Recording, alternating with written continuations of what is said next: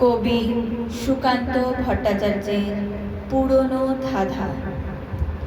বলতে পারো বড় মানুষ মোটর কেন চড়বে? গরিব কেন সেই মোটরের তলায় চাপা পড়বে? বড় মানুষ ভোজের পাতে ফেলে লুচি মিষ্টি, গরিবরা পায় খোলা কুচি, এ কি অনাসৃষ্টি।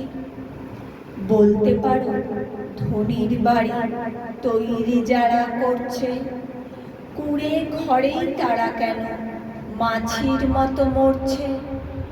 ধনীর মেয়ের দামি পুতুল, হরেক রকম খেলনা, গরিব মেয়ে পায় না আদর, সবার কাছে ফেলনা। বলতে পারো ধনীর মুখে যারা জোগায় খাদ্য, ধনীর পায়ের তলায় তারা থাকতে কেন বাধ্য?